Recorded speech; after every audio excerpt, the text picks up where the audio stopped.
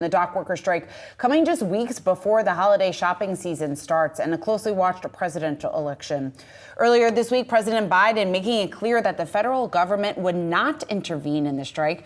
We're joined now by Jon Gold, National Retail Federation Vice President for Supply Chain and Customs Policy. And Jonathan, I'm going to guess that this isn't welcome news here for you. I'm guessing that you do want the Biden administration to intervene. So what is your message to the administration? Thank you. I mean, absolutely. At this point, with the strike that is ongoing, we need the administration to get the parties back to the table, end the strike, get the parties negotiating, and get a deal that provides certainty for these ports moving forwards. You know, all that considered, John, and we'll see what the administration's response is. I mean, I've been to NRF shows in the past and seen how much technology is talked about within the entire supply chain and logistics and retail management experience here. I mean, how much of that needs to be factored in for both sides to really consider how this is going to both automate and help out some of the productivity within these ports? Look, I mean, the big issues on the table for the two parties were wages and automation, and there are a number of other issues as well. That's for the parties to work through and decide what the best path forward is. But the only way they can do that is to get back to the table and have those negotiations. As you noted, you know, automation, AI, technology, it's a huge part of the continued evolution of the supply chain, and it improves productivity and efficiency and helps get goods to market as quickly as possible. Jonathan, is this going to disrupt the holiday shopping season? I guess, what does that fallout look like? Look, as you noted, a lot of retailers took advanced mitigation steps to ensure that product will be on store shelves. They brought product in earlier in the peak shipping season. They've shifted product to the West Coast, and that's all been reflected in the numbers we've seen through our global port tracker as well as other numbers.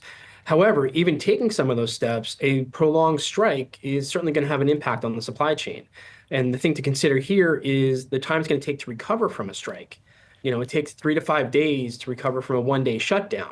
If that goes for a week or 2 weeks, that compounds, and you're looking at months for potential recovery. How long of a strike are you anticipating? And then the full recovery, especially when you add on that it's going to be a peak volume season for many of the retailers that are relying on these ports as well.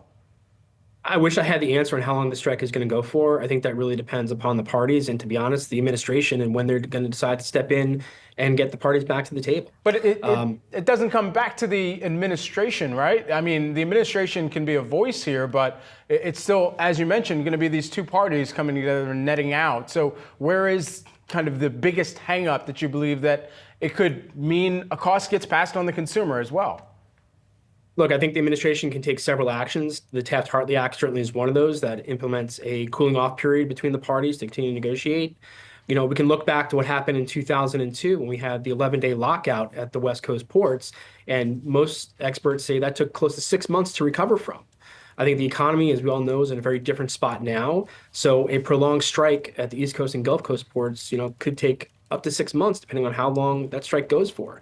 But it's imperative we get those ports back up and running and operating, because this is going to affect millions of other workers, millions of businesses, imports and exports, who all rely on the flow of commerce through these ports. You know, we spoke earlier with Bruce Chan, the Stifel Transportation and Logistics Analyst, and he was mentioning and really commenting on the impact that this could have to the consumer. What is the anticipation on your side on that effect that ultimately consumers might have to be bracing for as a result of these strikes?